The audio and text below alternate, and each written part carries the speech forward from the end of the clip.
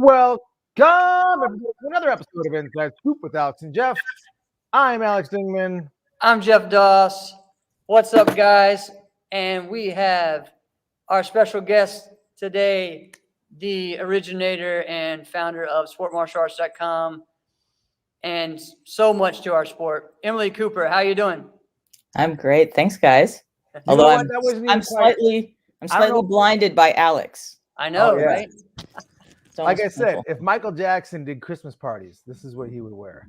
No, please, no, he would not. Alex. Oh, man. Speaking of Christmas parties, do you get into Christmas parties? No, I'm not a real big I mean, I don't really do a lot of crazy celebrations and stuff like that. I like to chill. I'm going to be spending Christmas out of town, someplace warm. I'm not really into the cold, even though I'm stuck here in Minnesota.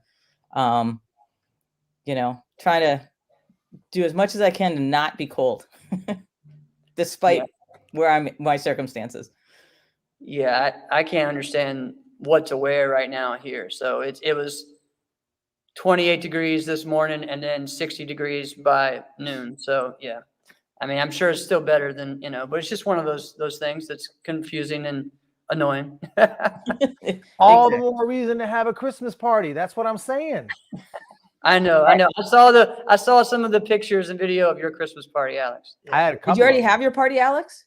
I did two of them back to back. I DJ'd our company Christmas party, and then like that night, someone hired me to do their Christmas party at their house, and it was like they wanted a bit to be like the office fancy Christmas party. I blew that shit right out. We were like, no, we're gonna turn this up. So we had a great time. But So you've already had two Christmas parties. Christmas is still like a week and a half, 2 weeks away. Isn't that awesome? Isn't that awesome? Are you going to have more? I hope. I'm not gonna have any more. I'll probably be at another one. Yeah, Oh, okay. another one? Okay. No, we just had another baby. We're not hosting any kind of parties of any Oh, that's kind. your party. Okay. Yeah, exactly. Yeah. Crying babies. Oh man. You don't even know. Isn't that one of the 12 days of Christmas? 3 screaming babies. 3 screaming Turtle doves. babies. That's my life in my house. 3 screaming babies. Oh man. Good stuff. All right, guys, before we get going into the rest of the show, we want to remind you guys that we are sponsored by the Virtual Fight Tour, and we're again excited to be supporting and being supported by Jesse Ray and the Virtual Fight Tour. And he is looking at, actually, I just a while ago I saw him. He's going to be working on a female ladies only show. So that's cool. going to be exciting. That's something that I know Regina has been talking about, working with him on their podcast. Now, And, is he talking about a pod or like a fight card? No, all right. She had been talking about it on the pod, working on that with him. And so he first announced it today that was what's going to be happening, that they were going to do. And I think that's going to be the one they're going to shoot for in February. Who are they? Who do you think they're going to bring on something like that? I mean, are they going to go just with like the younger generation that's out there, or are they going to bring in some people that, They should Yeah, do a so mix. I know Regina has lots of people and that she wants and some different ideas, and she wants it to be all female judges. I know she was going to be reaching out to people like Claire and some of the some other ones from her generation even before. That should fight. Yeah, and or being fighting, but I know that she wants to be like either the judge or just kind of the one running it. And then she has some young people in mind. I know she wants some junior girls involved. She wants some current ones, and then maybe some type of, some that you didn't think you would see, type thing. So we'll see. I know, but fighting, just right now, still asking shows for up people.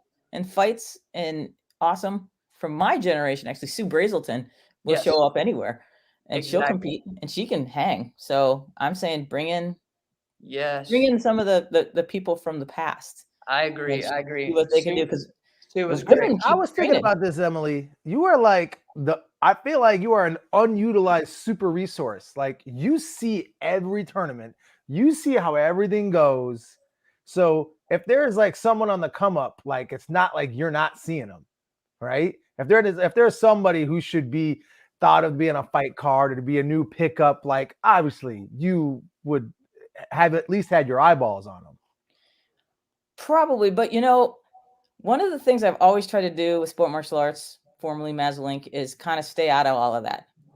Our job is to like kind of cover the sport and not really necessarily tell people what they should do or influence or anything like that. I kind of just stay out. I watch what's going on, but I also realize, people are kind of doing their thing and they have their own plans, and I don't really want to interfere with that because I do see a lot of stuff that's going on, but I also see there's a lot of great people in the sport who also see and are doing things about that.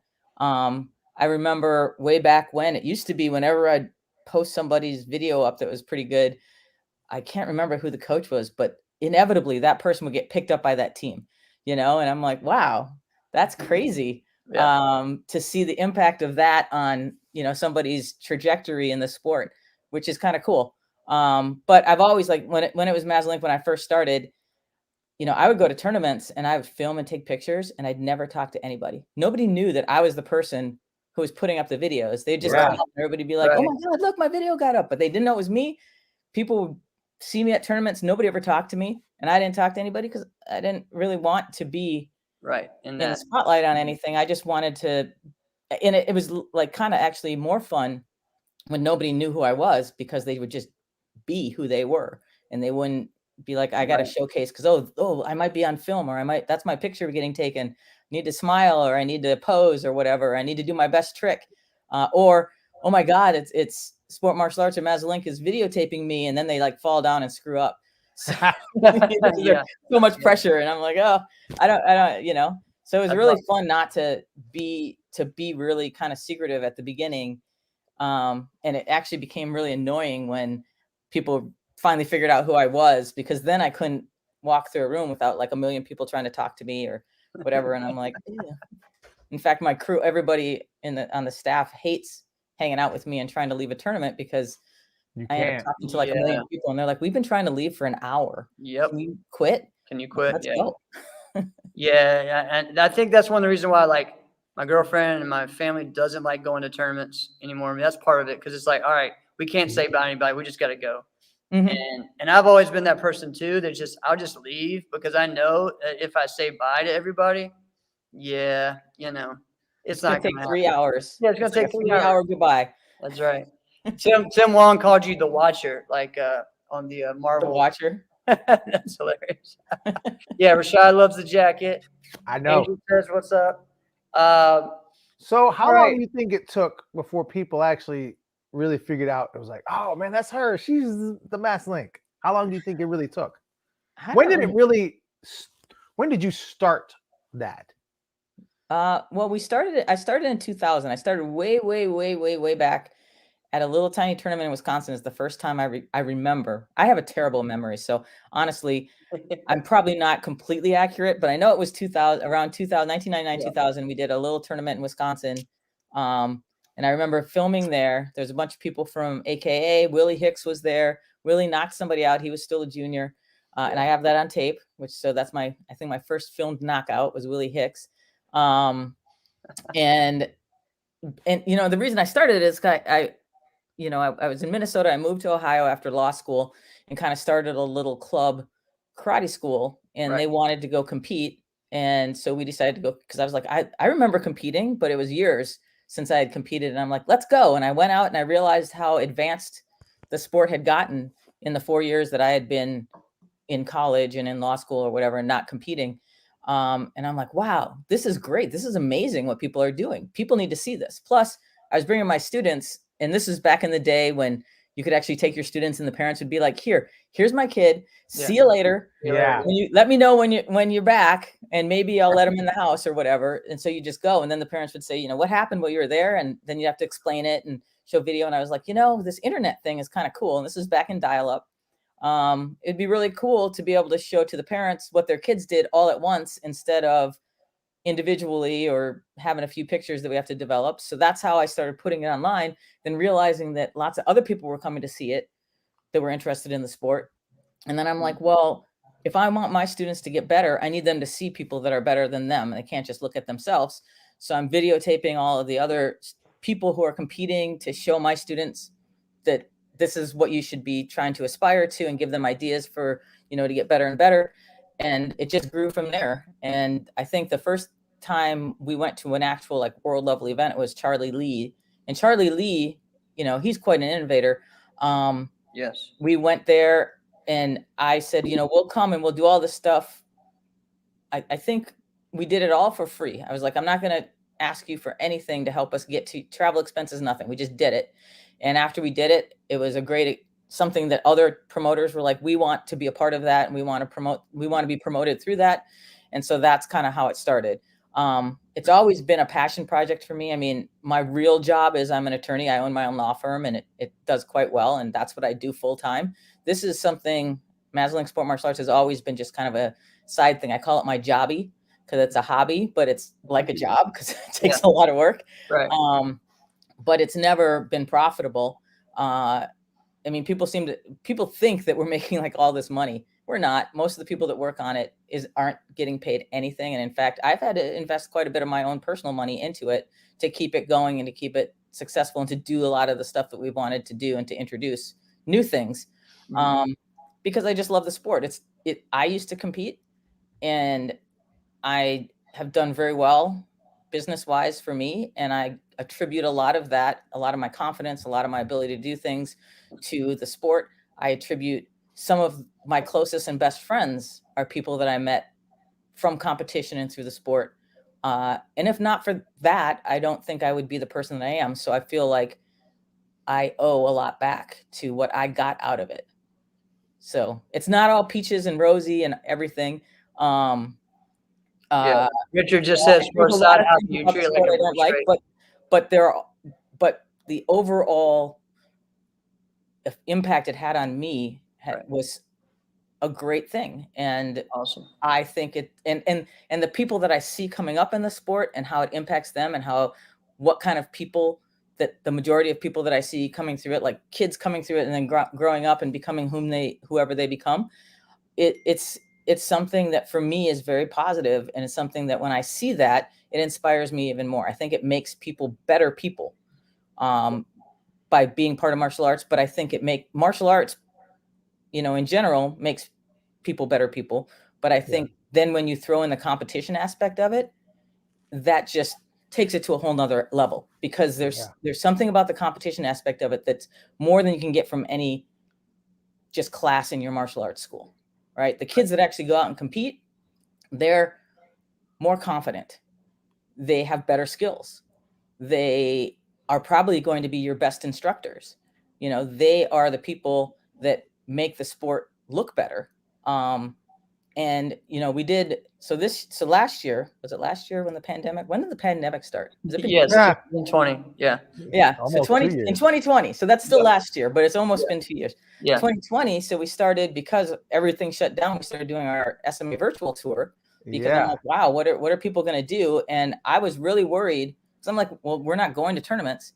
And I was actually genuinely worried that if we don't give people something to do, they're going to go find something else to do. And then when tournaments start coming back, they aren't going to come back. And in fact, we've seen that impact. We've seen a lot of people are not back. Even though there have been tournaments, there's still a lot of competitors that you aren't seeing. And I think there's a lot of people who, now that they've been able to stay home and not spend all their money going to tournaments when they used to be addicted to tournaments, are realizing, wow, it's kind of nice to have money. It's kind of nice to stay home. It's kind of nice not to travel every weekend and hang out. And I like being at home. So we've lost a lot of competitors, I think. And so that was a big concern. So we started the virtual tour as an opportunity, and everything was free. We let everybody do it for free, to let people compete in some way so that they could keep being involved in the sport, and also to attract some new people to sport. And lo and behold, it was incredibly surprising to find that, most of the people, we did have a lot of like known competitors who got involved because they didn't have anything else to do and they wanted to do this, and became very competitive and good for them. But we had a lot of people that I've never seen in my life that have been involved in this, and that are now, I'm seeing them transition from that. They've gone to some live tournaments. So I've seen them there. It's been really amazing to have a community like that. And it's gotten me more excited about the sport, more involved in the sport, more able to see kind of from a different angle how the sport impacts people and the positive impacts it has. So that's been really a wonderful thing. Awesome. Who's someone from the virtual tournaments that you didn't really know before that now you've seen, and maybe, I don't know if it's because of the virtual tournaments or just since the virtual tournaments, this has had a major impact. Is there anybody that comes to mind? Oh, where should I mean, there's a lot. There's a lot. Well, so on the one, remember the virtual tournaments, because we do them live. So they're Yep. like being at a real tournament. You show up on Zoom, you do your performance, everybody else does it. If you drop, you drop. If you, Yep. so it's not like the video uploads where you video and you can do it like 15 times, then upload it, your best one. This is, you are in the pressure of doing live tournaments. So I think one thing it's done, it's really helped a lot of kids that were maybe your 6th, 7th, 8th bench on the bench person before COVID are now showing up for 2nd, 3rd level. I think a couple that you could look at, Kaylin Kowalski. She's won an overall grands. Nobody knew who she was before COVID. I didn't know who she was before Yep, COVID. she did virtual tour stuff. She was one of our superstars in the virtual tour. Great young lady. And shows up at US Open, her first live event after the virtual tour, and gets on stage at Battle, gets on stage at Diamonds, wins at Pan Americans. Yep. Awesome. Look at Zeke Gomez. Did you ever know who he was? Nope. He's a kid out of Will Canonizato's school, Right. who he was, when he started the virtual tour, I was like, wow, that kid's talented, but he needs some work. He needs to polish it. He polished. He's great. Harold Lerner, that kid's on stage. You've got, well, I could keep going and going and going. Yeah, there's so many. But there's these like are all people that you're mentioning that really, if you said the name, nobody would know who they are before COVID. That's really interesting. That's awesome. Yeah. I mean, there's a lot of names. If you look who's on stage now, I would say quite a significant percentage of them have some connection to doing some of these virtual events. And whether they did one or they did a bunch, Katie McMillan, she's up there. She's now winning. She started in the virtual tour, and that kid worked her butt off for 2 years, you know, in her yard doing stuff. And now she's on stage and she's winning. So the other kid, there's 2 other kids too that I know have got picked up on teams as well, like Dax Howland. That kid's great. There's a lot of people also that are. I'm trying to remember his first name, but he's been on stage at most of the tournaments.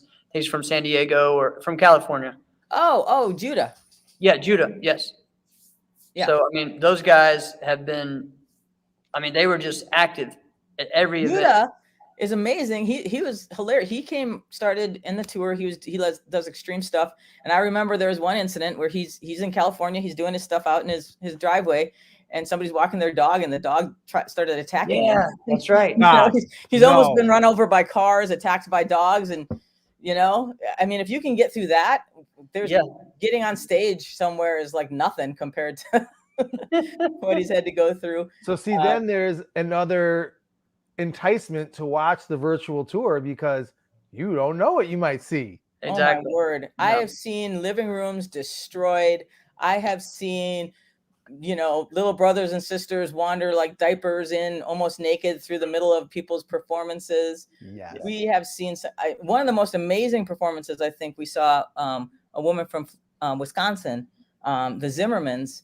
She's a mom, and has a karate school there, and she has 2 kids and a whole lot of pets. And so she's competing in the adult division. She's doing her form, and in the middle of her form, her dog's like jumping on her. Her kids are like walking in and going, "Mom, mom, mom, mom," and like bugging her. She did her whole form, stayed focused, finished the whole thing pretty much with 2 kids hanging on her, a dog and a cat. And I'm like, if you can do that, you can do anything. Yeah. Oh man, that's nuts. I've seen some try to do it like outside in the middle of like when it's about to storm, and we had a woman do it in the middle of a hurricane when she was on vacation in like Florida or something like that. Get out. Right. Oh yeah, it was crazy. We had somebody do it on a beach. Somebody was in on vacation somewhere in like the winter, and we had one woman who, for our grand championship, she was driving home from like a football game, and she stopped by the side of the road and did it in the headlights in the middle of the night.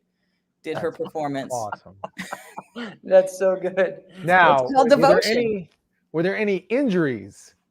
Were there any domestic injuries Oh, because of there. the I virtual mean, tour. there have been people have hit themselves with their bow. Hit, you Yeah. know. I mean, there's been more property damage, I think, than personal injury Personal injuries. in the virtual stuff. Yeah. Oh, I love it. I love it.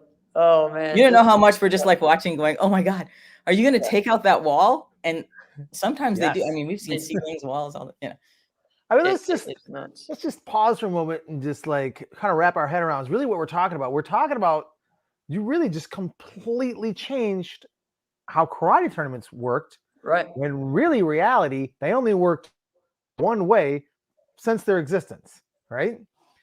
And so I've said that. I said this last week. I've said this many times. I feel like, Emily, you are the most influential person in sport karate the last 20 years, right? I feel like what you've done, sport martial arts, is the most influential for the last 20 years. And really think about it. Like, you were really the originator, all right? Nobody did anything online. Well, there wasn't really online, right? Before that, all right? So, but nobody really, I mean, outside of the MBL and the NASCA yearbook thing, nobody had any print. Nobody had a lot of articles. Right. Articles. I thought there the was no articles were article. super dope.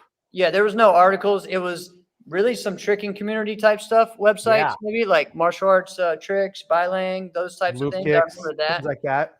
The message boards, black and blue message boards, that kind of Yeah, stuff I was remember really all good. that. Yep. Yeah. Yeah. But when Well, sport thank martial you. arts really hit, it was really cool. Well, I'll tell you, one of my goals in doing it, like I said, has always been because I want to get back to the sport, but also because I want to elevate the sport, because I see people working so hard, training so hard, hours and hours. Like, we have some people to do the things that they do, they have to train like professional athletes do. Some of these kids, I mean, you're looking at like 10, 11, 12-year-old kids that are doing things that are just outrageous that Yeah. people can't do. Most people can't do. And that, I think people should know about it. I mean, that's the whole point of Right. sportmartialarts.com, is to help other people see what's going on here and how great this is and how valuable it is. So, and articles, just a secret is, I think I'm fairly ADHD and ADD. I get bored really easily. I don't stay focused on stuff all that long. I mean, you may notice sometimes it'll be like, oh, Sport Martial Arts is posting all sorts of stuff. It's usually me. And then it kind of stops for a little while because I got bored, or I'm like, got distracted by something. And Right. so for me, for Sport Martial Arts, like since the beginning, it's always been kind of an idea of each year. I'm like, well, I did this and I did this. I got to do something new. I mean, I already did all this. If I don't do something new, it's kind of like a shark. If I'm not moving forward, I'm going to die and I'm going to get bored. If I get bored with sport martial arts, then I'm going to stop it. So if you see, like each year, you'll see that there's something different that's happening, or I'm doing something new. And in fact, I would say that the pandemic, despite how awful it was, allowing the introduction of this virtual stuff was the new thing for me. And that's what kept me excited about the sport. And now that I guess this is a great segue, right? Yeah, right. Now that we're moving into 2022 and kind of moving past the pandemic, there's now a new project that we're involved in that I think is going to be great for the sport, that I'm super excited about. It's something, I've been doing this since 2020. So that would be 22 years. I've been competing longer than that. I mean, I started competing back in 2000. Yeah. no, I actually started competing probably back in the early 90s or so. Right. Yes. But as far as sport martial arts and doing it from the media perspective and the camera perspective, that's been since 2000. So that's 22 years. Yep. And I think even back from when I was competing, all of that time, I don't think there's anything I've ever seen like what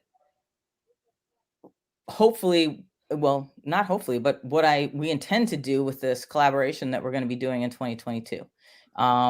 It's something that's actually going to elevate the sport. It's going to, it's super exciting, because this is something that I've wanted to see happen for this sport for a long, long time. Mhm. And it's basically taking the sport to a level where it's going to actually get recognition.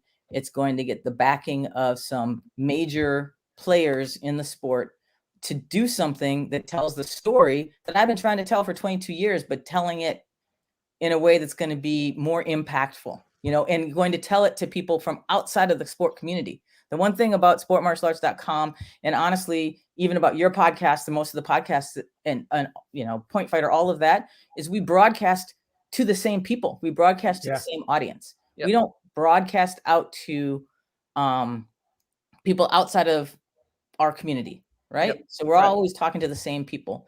And you might have noticed that a lot of the articles I've been putting up, and we're actually going to be releasing a new website soon, are basically geared towards, here's what's great about the sport. Here's why you should get involved in competition. Here's why you should try it. And that's the whole point of the virtual tour as well, is it's an incredible gateway for people who've never done it to not have to commit to, I'm going to spend hundreds of dollars to go to this tournament, to have my kid decide that they don't want to do their form because they're too afraid. And I hate the sport now, right? Versus I can try it, get them comfortable with it, know some people so that when I go to the tournament, they're actually going to know some of the people at the tournament and they'll be comfortable and they'll enjoy the tournament and want to do more, right? So it's kind of a gateway to bring people in using the virtual events and then sending them to events that are going to give them kind of like that initial onboarding that's going to be good for a customer so that they'll stay within the sport and keep doing this and get the benefits from it. But the collaboration is going to, so that's kind of the direction that I've been trying to go with sport martial arts. My change is basically going from constantly just going, okay, I'm just going to post videos, or I'm going to do this, or I'm going to tell everybody, you know, put up a bunch of photos, to I want to educate people about why this sport is good. And I want to be talking not to the people who are already in the sport. We'll still keep doing things for them and posting videos and things, but I want to start talking to people who are not in the sport, who may not even be in martial arts yet, and say, because think about this, all right? As far as the martial arts are concerned, everybody says they put their kid into martial arts because why? They watch the Ninja Turtles, or my kid gets bullied at school, or my kid needs confidence, or blah, blah, blah. But think about any other sport, soccer. Why do they put their kid in soccer? They put it in soccer because they're going to go play soccer games, right? They're going to go compete. So why not change the perspective to those people? Because most of the time, the kids that want to compete that go to the schools, they're the smallest percentage number of people, because the kids that compete and are really good athletically that want to do that are going to go do other sports once they realize that there really is nowhere to go with sport karate. But if you market to people with the concept of, oh, you want to compete? Guess what a great sport it is to compete in is martial arts. Now, here's a karate school that can train you so you can go compete in martial arts, right? And they come in the front door expecting to go into tournaments. Right. That would be awesome. Perspective. Yep. That would be. Yep. Imagine, Jeff. Imagine if somebody, Jeff, walked into your school and was like, hey, I heard that there was this tournament nearby called the Capital Classics. Can you train me to compete in that? It's funny. I've had people that have done that before. I have had that happen. So we've had people that do everything. Yeah, I know. Jeff's seen everything. I'm sure they do, but they're far and few between. Exactly. What if you market it to people who do want to compete? What if you market to the moms who are like, my kid is super athletic, I need to put them in a sport so they can burn off that energy. What sport should I put them into? So instead of putting them into it because I want them to learn manners and I want to be respectful and I want them to not get bullied, they put them in there because my kid's a super athlete and I want this is the sport that I want them to go do. Exactly. Yeah. So, you know, so that's kind of the thought process that I've been having, is how do I introduce people, not just who are already in martial arts that don't compete, to give them an idea of this is how you could enhance your martial arts experience, but also people who aren't even in the martial arts that see competition and that inspires them to want to join martial arts for the purpose of potentially wanting to become competitors. So that's kind of the perspective that I've been looking at it at. That's cool. That's awesome. I think you're right on with that about looking at it from the competitive standpoint. And because people say this all the time, like when either with girls or boys, like I have big boys, all right? One of them's little, but he came big. Right? So people said all the time, oh, that kid's going to be a linebacker, or that kid's going to be a linebacker. And I'm like, yeah, I'm a black belt first, but whatever. Right. But I mean, people just think like that. Right. And the same thing, like when they see my daughter, like, oh, she'll probably be a gymnast. Right. And I'm like, she'll kick someone in the face first. But yeah, all right. Right. But I don't rule anything out. But people think like parents think like that. I mean, you're a parent, right? You think the same thing when you see him do certain things. And all of a sudden you start thinking, oh, could he do this? Could he do that? Right. But you don't think, oh, could he just sit in a classroom for 20 minutes and then go home? No, that wasn't the thought process. Right. I mean, when people are thinking, I want to put my kid in an activity, most of the time they think of martial arts for the discipline aspect of it. And then they think of soccer, softball, baseball, whatever, for the competition aspect of it. And I think that's kind of where the disconnect is there is a competition aspect to martial arts. We just never tell anybody about it until they're already in martial arts. And then we're like, wow, you're really good. Do you want to go compete? So what does that look like? Right. And then they want to quit.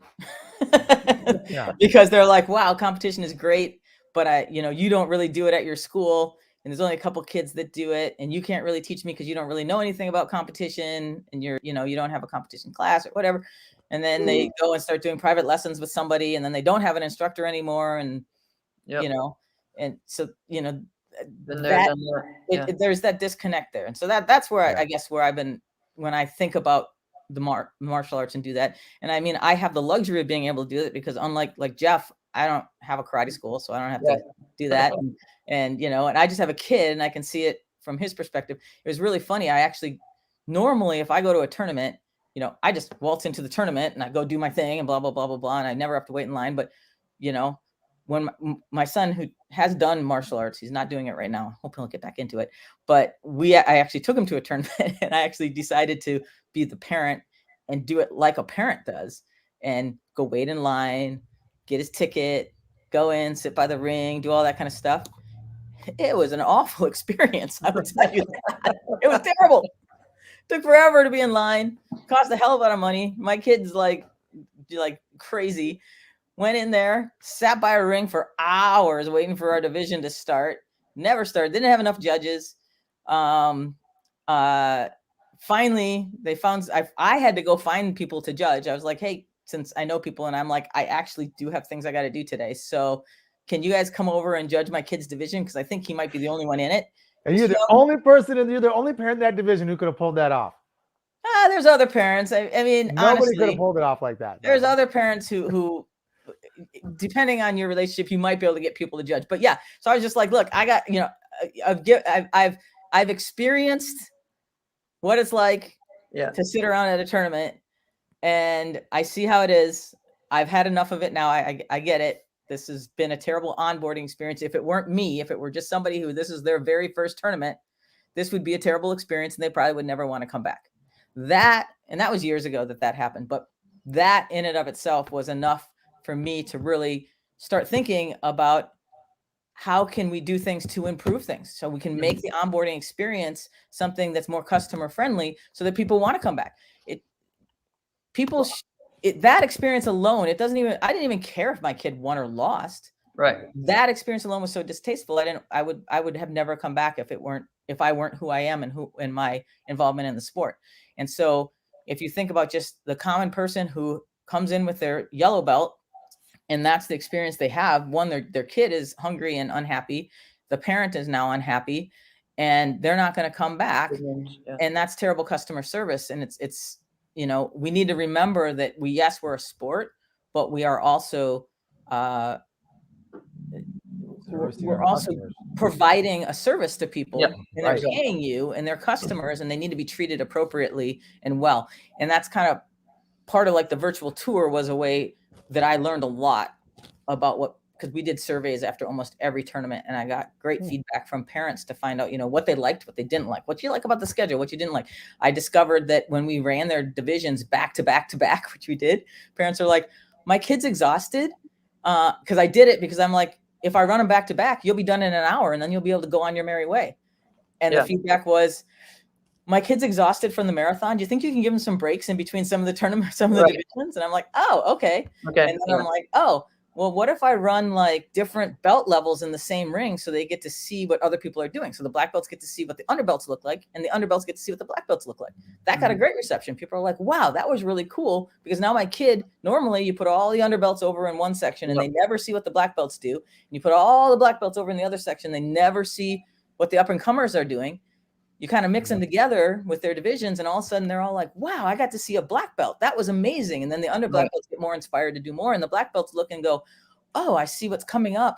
I remember how that was for me, and I'm a role model. Now I got to behave appropriately, So just different things that we got to experiment with the virtual tour was really just a lot of fun and gave me some more insight into that. But so Emily, are we going to see some of that with these events? Let's kind of explain what is happening, because we talked about say collaboration, but again, Black Belt Magazine, right, Sport Martial Arts, Mat Action, and Jungo TV are working together, right? Right. And 4 entities working events? together to improve the sport. Basically, this is a broadcast collaboration is the main thing. Okay. Black Belt Magazine has its own channel now on Jungo TV, and it wants content for that channel. We worked with them for producing the U.S. Open finals, and we worked really well together with Black Belt Magazine and Jungo and Mat Action, which provided the graphics and all the stuff for the finals and so on. Okay. So this broadcast collaboration is going to be something where we finally get to tell the story of the sport in a way that's going to make the sport palatable to and hopefully viewable for and followed by people who aren't necessarily part of the sport. Right. So what we're working on is we're trying to bring together some of the best minds. At this point, we're looking at how do our production crew bring in the best minds. And honestly, Jeff, your name has come up a couple of times, so be prepared for the call. To figure out how we're going to do the storyline. We just brought in Lauren Carney, and the goal is to figure out how we're going to kind of weave all of these events together, weave a storyline together with them, and it's not just going to be, well, here's, John Smith, competitor who comes from such and such place and blah, blah, blah, blah, blah. It's going to be more than that. We want there's a lot of ideas that are going back and forth. Well, but it's like I'm not a BMX rider or a skateboarder, but I will sit and watch every event that they'll do because of the stories, the connection, and it looks cool, right? Correct. And so it's the same thing. That's why people for years love the X Games, But I bet you most of the people that watched it weren't, people that, now they had a following of those people, yes. But there's still people from the outside that were just fans of it, right? Saying they were motocross and stuff. So yeah, it's the same thing. There's also, this is stuff where, everybody's like, well, how did you choose these tournaments and stuff? Honestly, it's these are the easiest ones that I can work with. Okay. All right. Awesome. It's the easiest ones for me to work with. These are the ones that I know that when we say, hey, this is what we got to do to make this work, they're going to do it. And they're willing to do the investment. They're willing to do the work. They're willing to do what needs to happen so we can make this project work. Because honestly, if we don't make the project work, then this is it. This is kind of like the pinnacle of what we can do for the sport. And we can either make this work or we can bitch and whine about it and say, I didn't get included. So now I'm butthurt about it or whatever. And not help the sport. Right. But this is nothing to do with leagues or politics or anything like that. This is just merely, I work well with Black Belt Magazine and Jungo TV and Mat Action. I work well with these promoters. And one of the roles of sport martial arts is to work with the promoters, and Mat Action is to work with the promoters so that we can create shows that will and work with competitors so we can create shows that people want to watch that are outside of this industry. And so these are big enough tournaments so that the final shows themselves can be broadcast and be watchable, right? And they have enough revenue coming in so they can invest in their finals enough to make their finals look the way they need to be. And they're also, they're spread out throughout the year. Throughout the country. And pretty much throughout the country. Yeah. And throughout the country. Yep. And they're good people and they're willing. We have meetings and stuff like that. We don't talk about leagues and politics and anything. What we talk about is, okay, what do we need to do for lighting for your show and this and that so that your finals is going to work? What do we need to have for the Wi-Fi so this is going to be good enough? What do we need to know? What are we going to do in your show? Who's going to be in the show? How do we make it so we have consistency across all the shows, but it's not that they're going to have Jeff Doss in the finals and he's going to do the same form 5 times in a row. Right. That's going to be boring for viewers. How do we deal with that? How do we deal with making sure we have referees that are going to actually understand that they are part of the show and they have to do their job in a way that's going to be good. I mean, that's the whole point. This is like proof of concept year. Yep. We're going to make this year work. Right. If this year works, then yes, we can expand and we can do a lot more. Add more. Yeah. We can do a lot more if we So Emily, I love that, and I think that, and that makes sense, and everything. My thing is, do we ever think we'll get to a point where a league like NASCA announces this as a thing? Because this was an announcement really made by like a production company. You know what I'm saying? Correct. So it was made by the production crew, not the league. Not the league. Yeah. Yes. And so, well, I mean, honestly, I don't think Black Belt Magazine wants to only work with one league. Okay. They want to go everywhere, right? Right. Yeah. They want to work with everybody. Right. And so does Jungo. And so do we, because we do. And so when this first came out, my initial plan was I wanted to include Irish Open and WKC. Right.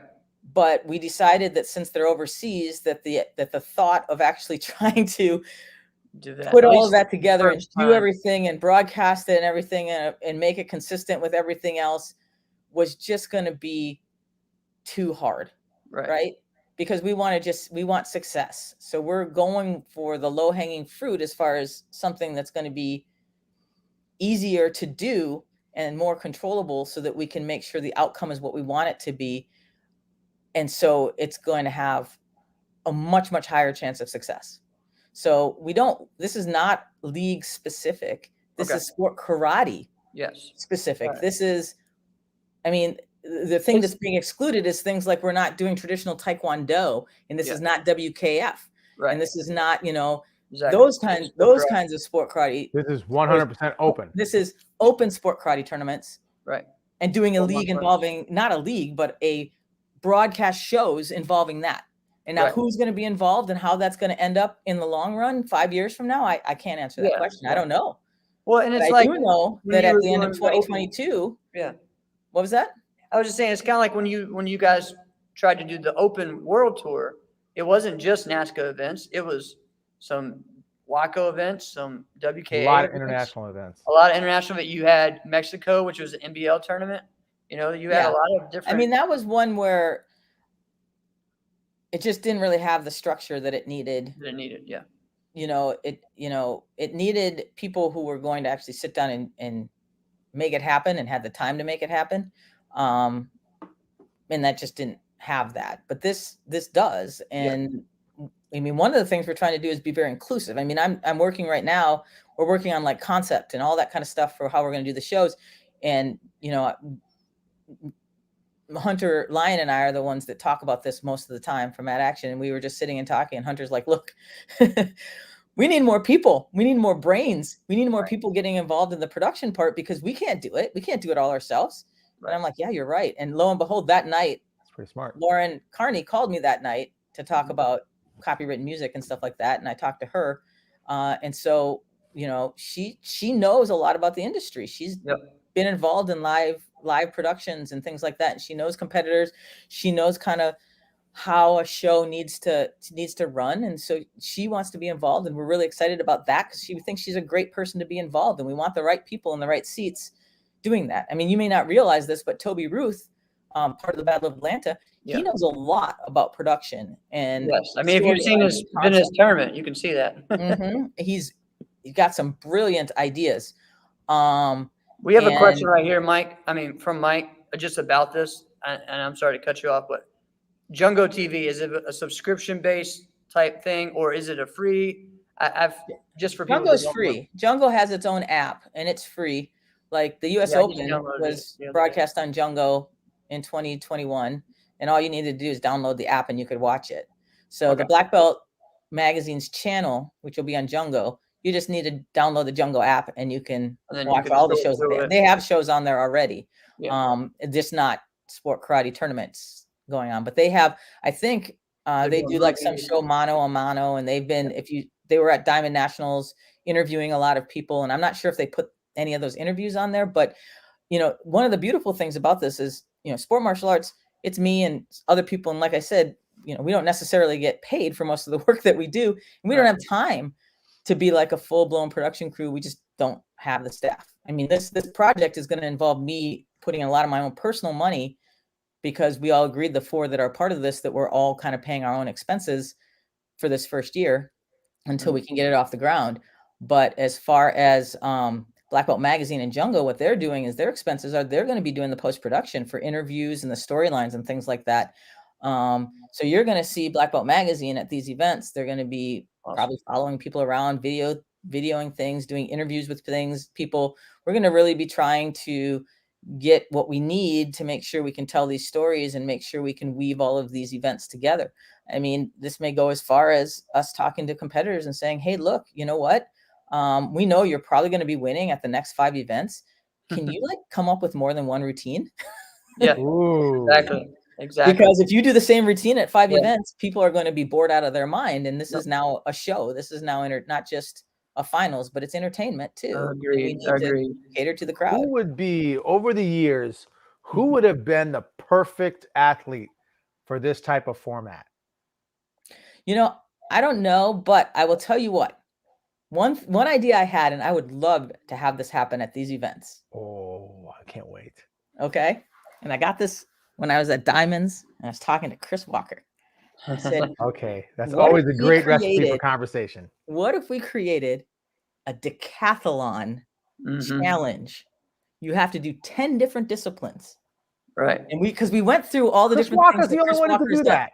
Yes, Chris Walker has done traditional forms. He's done team forms. He's done weapons. He's done traditional weapons. He's done extreme, open, continuous fighting, team fighting, point sparring. Chris Walker's a unicorn. Yeah, he is, but he's a challenge. Can anyone else do that? I mean, imagine. I'd try it. Yeah, I think everybody. Would you Yeah, try I it think if so. you were Yeah, I given- would. I would. Yeah, do it. if you were told, you can pick any 10. Can Right. you do 10 divisions? Oh, Well, Yeah, I mean, well, I've done that before. Yeah, never mind. And then when I said that out loud, I was like, wait a minute, Jeff does that regularly. yeah. So Yeah, we've I got 2 people now. Yeah, Jeff and Chris yeah, can do 10 divisions. Yeah, it's crazy. I'm trying to remember who else. Actually, yeah, I know Corky Sykes did that as well the year after I did it. There was a tournament down here that gave away a motorcycle for whoever did not did the most divisions, but won the most points, an overall type thing. So we've had several ones that do that. But can you imagine if that was a challenge at each one? Exactly. Enter into the I love that. decathlon contest. Who can do 10 different divisions and score the highest in the most of them, right? So the goal would be it's going to be Chris and Jeff. Oh, I don't Or know. if John Other Sue comes people. back.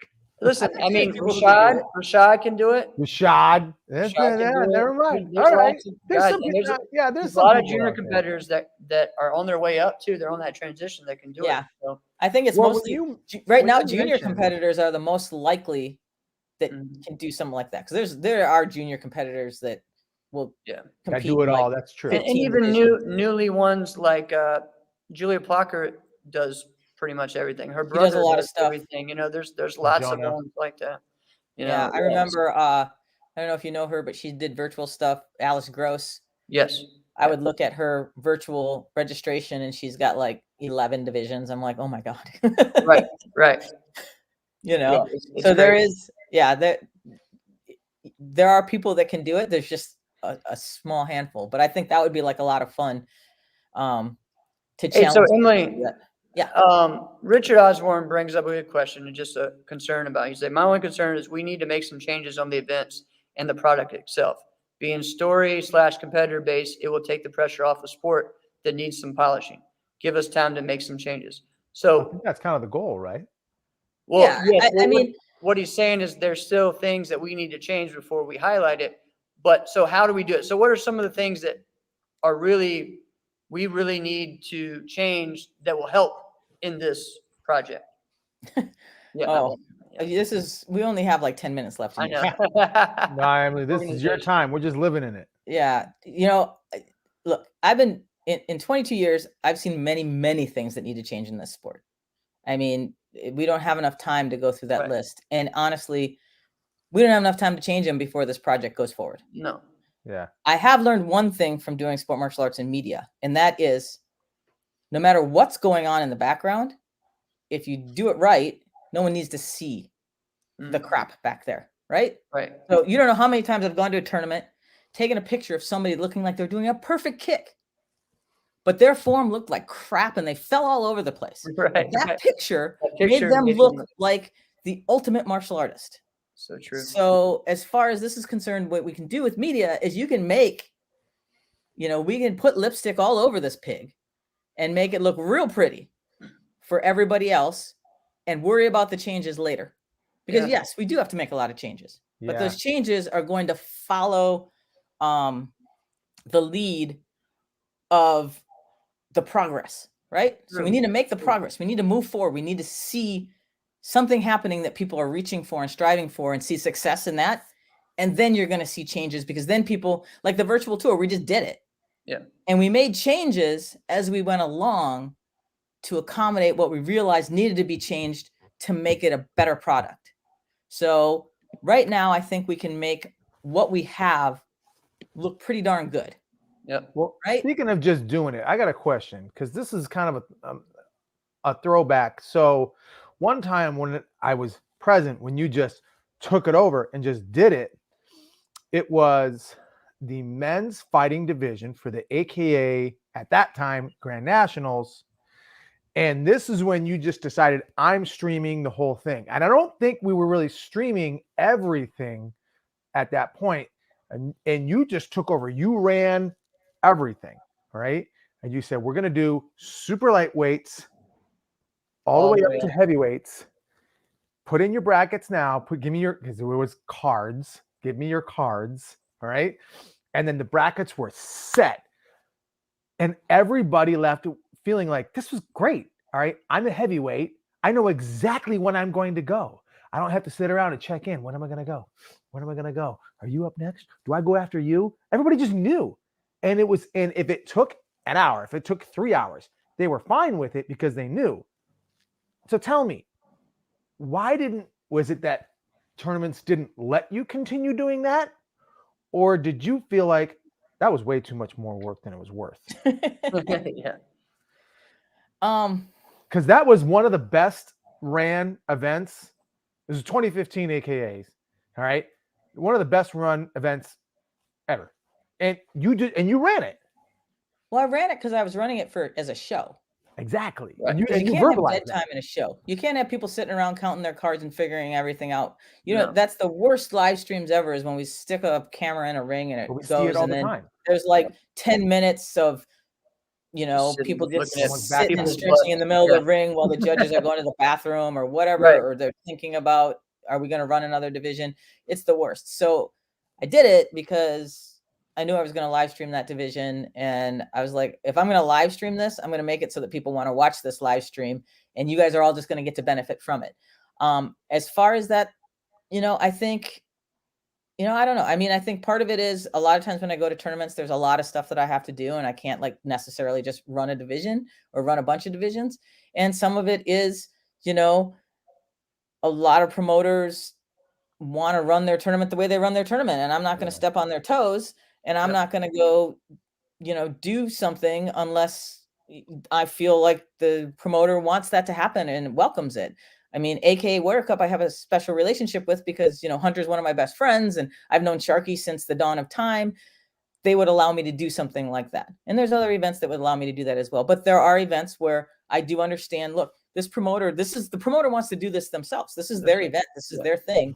And I have no desire to Argue with that or do something that they don't want to do or input myself into somebody's event when I'm not being asked to do that, or I know that would make the person feel uncomfortable. So I won't do that. All right. Good stuff. Good stuff. All right. So Emily, before we finish up, I want to hear some fun things. So again, like we talked about the story of Matt, really it was Mass Link, right? And I remember you guys had, you had a tournament at one time too, right? Or a league. Yeah. Online tournament. No, I didn't have a league. Well, we had a tournament when I was in Ohio. I had a couple of tournaments in Ohio. Yes. Yeah. because like I said, I'm ADHD. And I want then to you just have try the new things. team. I'm like, everybody else is running tournaments, so I guess I should figure out what they're Right. doing. So when I'm going to tournaments, I understand what the hell I'm doing here and what they're doing, so I can, help or whatever and everything. So yeah, I had some. It was fun. One of my good friends, Richard Plowden, brought his folks and supported it, and so that was really awesome. I mean, again, like some of my best relationships, some of my best people that I would call some of my best friends are people that I met in the martial arts. And if not for the martial arts, I never would have met them because they would never run in the circles that I run in. Yeah, I mean, I'm an right, attorney. right. I'm running around with other attorneys all over the place. I'm going to court and all this. I would never meet. I don't think outside of the martial arts I've ever seen Alex Dingman anywhere, right? And we lived in the same state for I know. years. We lived in the same city for a while. Yes. And I've never seen him anywhere outside of martial arts places. So, and Jeff, I would not know that you exist on this planet if not for martial arts. So, True. I mean, I gotta say that has been a wonderful awesome. thing for me is martial arts brings people from so many different walks of life together. Exactly. In one common place, and you meet people that you'd never be able to meet anywhere else.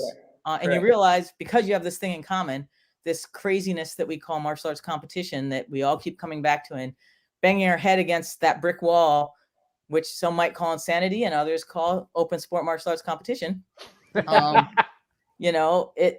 It has created these relationships that think about it. When you think about your top 5 people, how many of them are martial arts related that you met them through the martial arts? Exactly. And do you think you'd be the person that you are if not for them?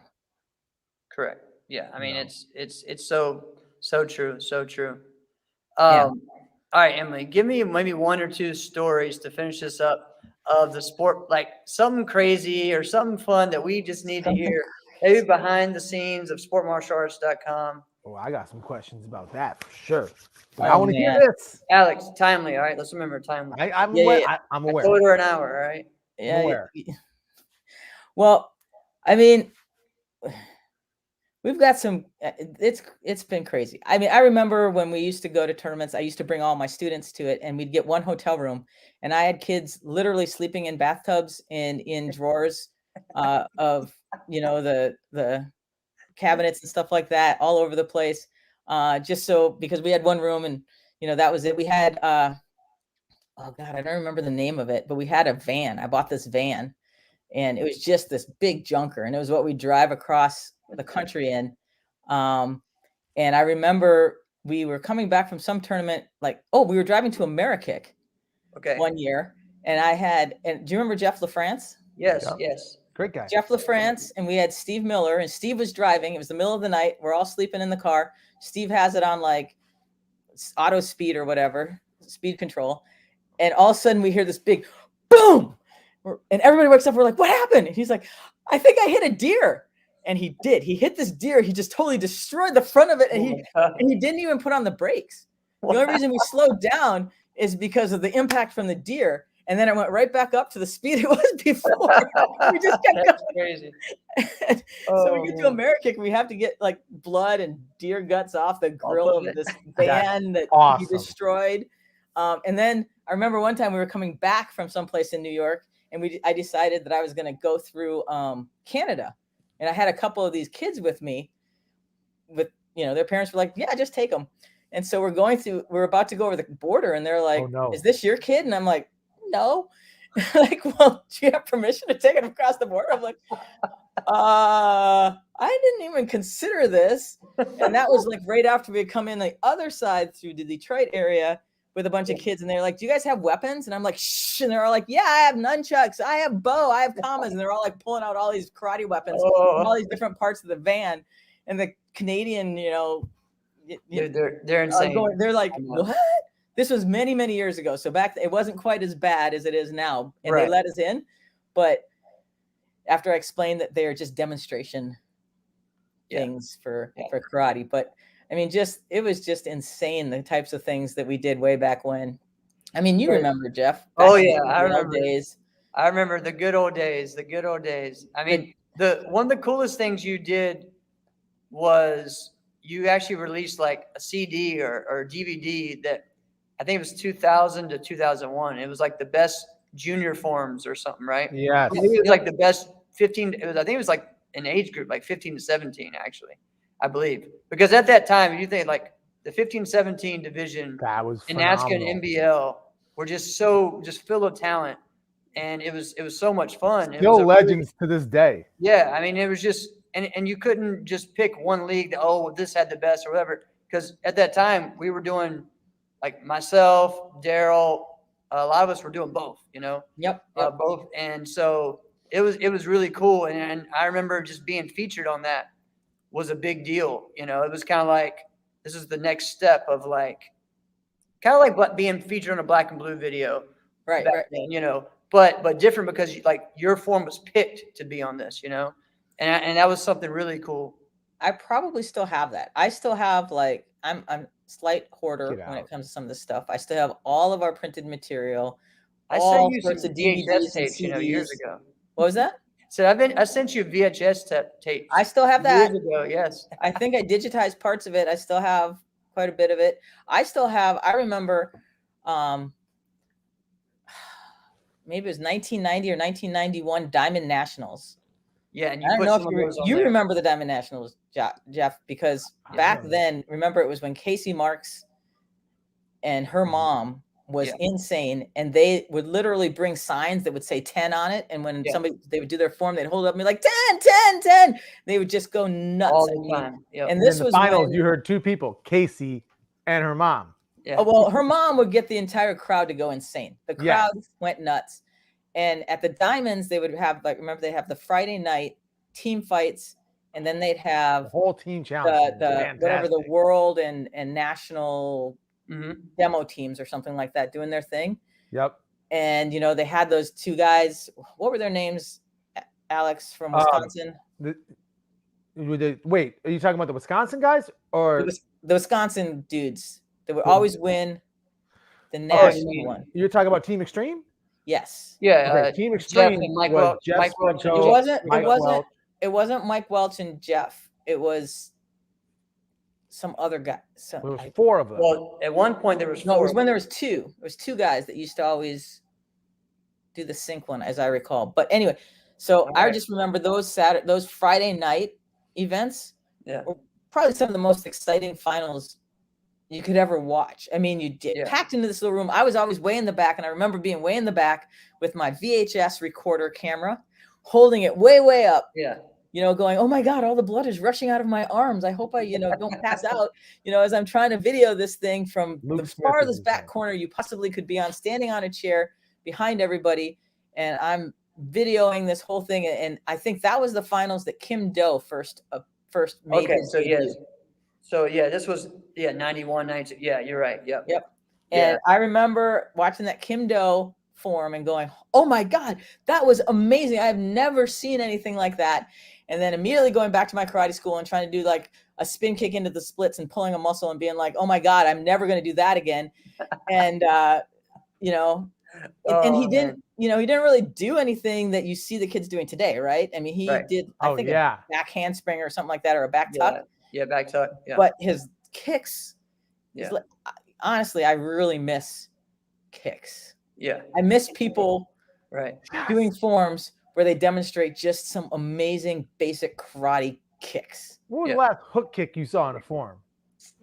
Where's the last, Julia does a pretty nice side kick in her form. Yeah, she does. But I kind of miss people just going, let me just demonstrate to you that I do know some karate. Right. And throwing like an amazing kick. And then you going, that was their right leg. Can they do that on their left leg? Right. Never. Nobody thinks of that anymore. That was like 2004. Nobody even thinks of that. That was so long ago. But I miss it. I would love to see that. I mean, that's just like, for me, a beautiful kick, because I've never been able to do the splits. I've never been that flexible. I've always loved to kick, but my kicks were never, straight up kind of things. So to watch somebody, and I think that's the majority of people probably can't do splits. So to watch somebody actually do a kick that's beautiful, high, thrown correctly, I can't do it. So it's for me, that is even more outstanding than a flip. because I see All so right. many people doing a Emily. flip Yeah. right now. Emily. You were telling me this when we were, well, last summer when we were doing the teaching and the training Yeah. and stuff, and you were like, geez. Okay, Emily, I got something for you. So 2 years ago, around this time, Jeff and I did our Oh, yes. all-time kickers list. Oh God. Jeff did the all-time kickers, like actual kicking, like what we're talking about, for For forms. forms. And I did it for fighting.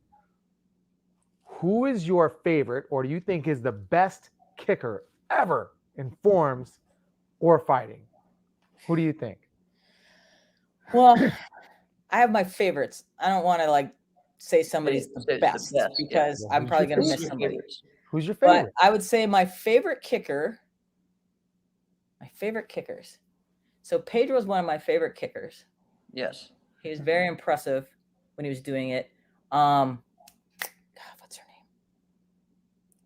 South Carolina, Jeff. Oh, what's her Nikki name? Carlson. Nikki Carlson. I actually fought her once, and not Whoa. necessarily because her kicks, because she didn't really do forms, Right.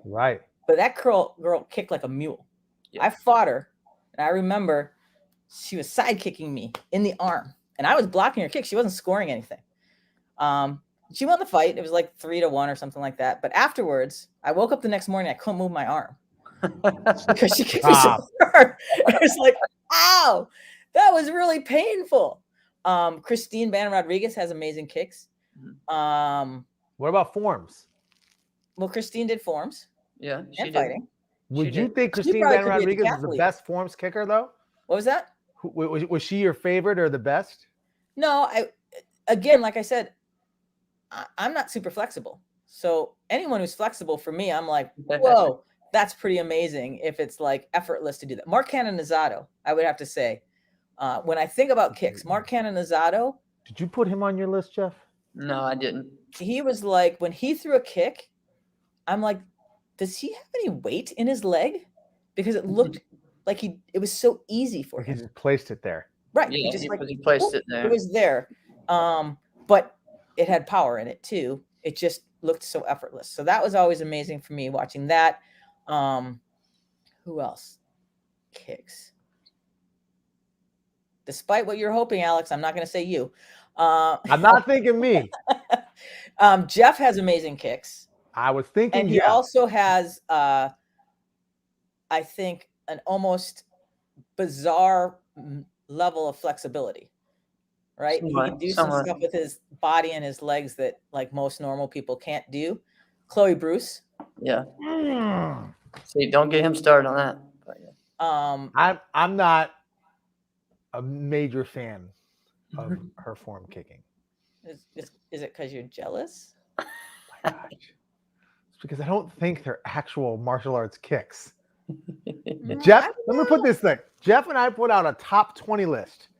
Jeff put her 4. Yeah. It's incredibly too high. I would have put her on the list. She wouldn't have been that high. Well, I'm not. I'm just like things that are popping in my head. I don't have a list. Yeah. Steve Horse. Where would you put When I Jason see people kicking, and it's a good kick, I like it. Right. Where would you put Jason Borelli on the fighting kick? Oh, Jason, he's got some great kicks. Tim agrees with you. High. I love watching Jason. I think that the thing is that with Jason, you know, the type of kicks he did were somewhat limited. Mm-hmm. You know, so he didn't do a lot of different types of kicks when he'd fight. Like Pedro, yeah. Like Pedro, and so yes, okay, I see what you're saying.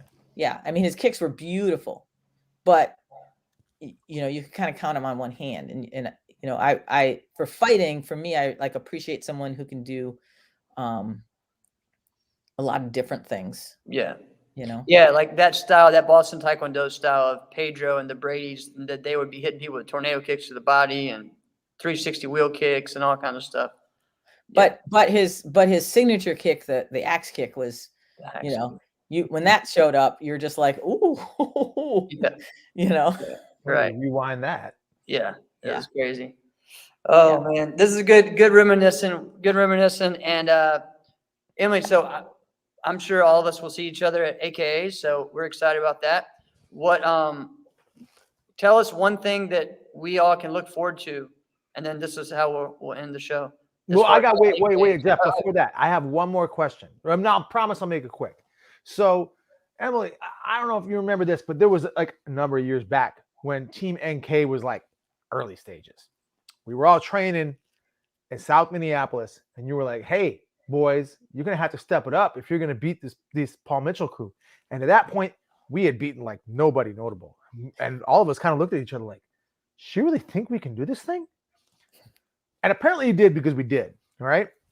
So is there anybody that you think like, you know what, guys, you should really be looking at these people or this person? Is there anybody that maybe is not on anyone's radar that you're like, hey, I've been watching and this person is going to make some noise? You mean in fighting? Anything. You watch it, you see it all. Yeah, you're putting me on the spot. I hadn't really. That's a good question. Do I see anybody that's going to make an impact? I mean, you've seen a lot of them coming in. Honestly, I think that what's going to make an impact that we're not prepared for is going to be when those borders open and the Canadians can show up. Mm-hmm. That's a great point. Yeah. If the Guatemalans can ever get here. Yeah. Because in the virtual tour, I do know that we've had people from Guatemala, Venezuela, all over the place, and a lot of Canadians. And those poor Canadians are going through another lockdown right now, they've told me. Yeah. And they're just raring to get out the door. Right. And they have not been sitting there twiddling their thumbs waiting to get out and compete. They have been working their behinds off. Right. And they look amazing.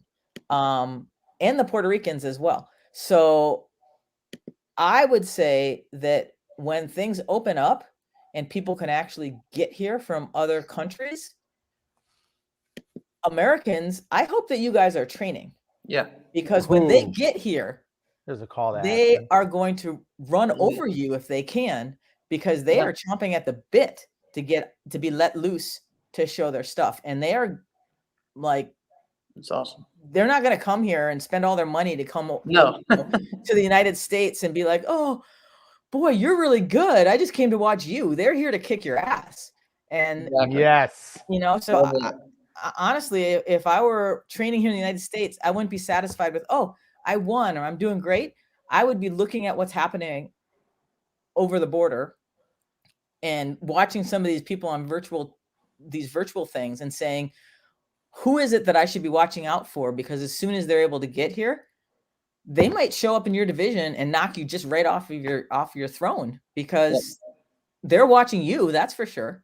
Exactly. Ooh, I love it. I love start training tomorrow. Yeah, I think. All right, I think that I don't know if we need to end any other way. I love that. That's the best way. Yeah, awesome. Well, Emily, thank you so much for joining us. And guys, I hope we answered all your questions about the collaborations in 2022. And of course, if they got more questions, they can reach out to you, right? Right. My pleasure. And what I wanted to emphasize is what we're trying to do is make this a collaboration, not just amongst those 4 entities and these events, but to make this something that the sport can embrace. So we're, like I said, Hunter and I have already talked about, oh my goodness, there's not enough of us to do all of the production work and all of the things and come up with all of the ideas. I mean, we're definitely, if people think they have great ideas and they want to be part of a collaboration that's cooperative, that's working towards a common goal, that is not political, that is not, fighting amongst each other and is not filled with egos, contact me, because we need people who want to drive this sport forward and do good things without an agenda, and that are going to, help us and help the sport. And so please do. Awesome. Well, we hope to have you back sometime as well. And everyone in the comments is enjoying this and saying bring you back. So we will see you soon. I'm going to have to take some Advil after my whole, vision of Alex here. So Emily, just tell me when you're having your next party. I'll come up. I'll throw the gig.